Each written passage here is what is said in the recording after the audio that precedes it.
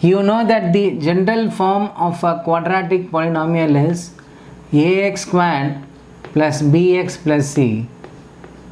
We write the quadratic equation as ax squared plus bx plus c equal to 0. A is the coefficient of x squared term, b is the coefficient of x term, and c is the constant term. Now we have to check whether roots exist for a given quadratic polynomial. For that, we are going to use a condition. Actually, it is called a discriminant. The discriminant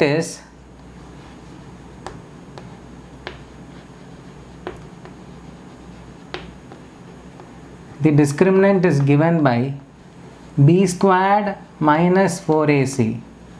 This is the formula to find the discriminant. Now, if this discriminant is going to be equal to 0 or greater than 0, then we can say roots exist for the given quadratic equation.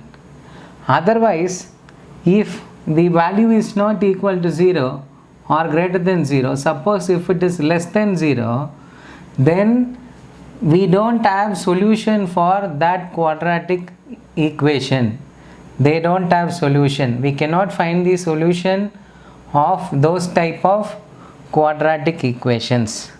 So first, when we are doing the problems, if they are asking to check whether solutions exist, that is the roots exist, we are going to check first b squared minus 4ac. If the answer is equal to 0 or greater than 0, then we can say that roots exist for the given quadratic equation. They have given a quadratic equation 2x squared minus 7x plus 3 equal to 0. We are going to find the roots of this quadratic equation using the method of completing the square. In the question they have said, first we have to check whether roots exist. So to check, we are going to find out what is the value of b squared minus 4ac. B value here is minus 7. So minus 7 the whole squared minus 4 into your a value 2, your c value 3. This is going to be 49 minus 4 2s are 8, 8 3s are 24, which is equal to 25. The answer is greater than 0. Therefore, roots exist. Since roots are existing, we are going to find the roots using the method of completing the square. Now, we are going to write the given quadratic equation in the form with a value is equal to 1, that is, we are going to divide throughout by 2. When you divide by 2, you will get x squared minus 7 by 2x plus 3 by 2 equal to 0. Now, in the method of completing the square, we are going to take the variable here x minus, since there is a minus symbol here, I am putting minus here. If we are having plus value before b, then we have to put plus symbol. Minus, we have to write half of our b value. The b value here is 7 by 2. Half of that is, we are going to divide that by 2.